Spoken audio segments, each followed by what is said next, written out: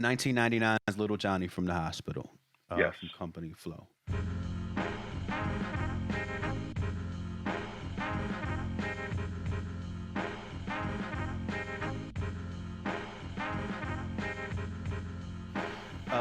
So what I'm curious about in listening to that album is when you were making it, since you're coming out of, since it's billed as Company Flow and you're coming out of having made that album, when you're making these beats, these fire ass beats, did you have any inclination to want to rhyme over them as you guys were making this project? I don't know. I think not really. I think at the time, first Hmm. of all, this was the first record we made after Justice had left the group, and me and Len were Right. like, we started Company Flow. We'll finish Company Flow. Hmm. And we wanted to keep it going. I came up with the idea of doing an instrumental album, I think because I wanted to get some money. That was like, I was like, oh, we could probably get like 10 grand for this shit. You know what I mean? And we did.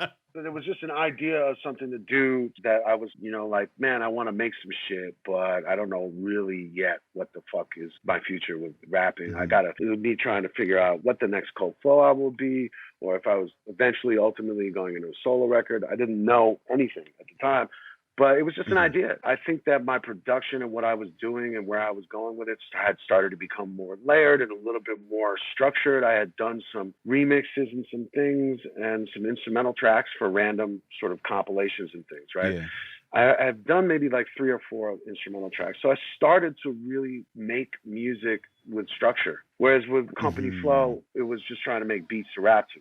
And the structure would maybe be a hook or maybe be a breakdown or whatever. But for the most part, it was just trying to find a nasty beat to rap on. So I had kind of started to lend my production style to pieces that could stand on their own a little bit. But we really hadn't done it that much. Right. And also, Len had really come into Company Flow as a full-on producer. He had contributed to the Fun Crusher Plus album. He did the little outro, the Fun Crush scratch thing. He found the record and did the loop and did a little chop for the intro to Last Good Sleep. And he also co-produced Loon TNS with Just. But I knew that he was coming into his own as a producer as well. And me and him had grown really close, and we knew that our next project was going to be us together. And so the idea of that was just to kind of us going 50-50. And we both contributed, probably, I don't know, 50% of the beats to that record. There was an intersection of beats also that we worked on together. So there were at least like 4 or 5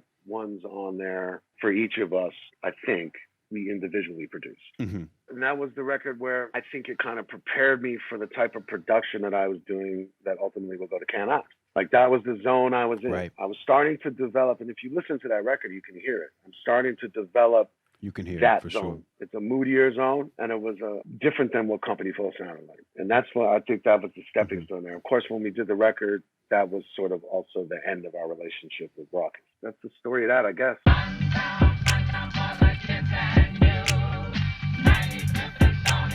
Stony Island Audio.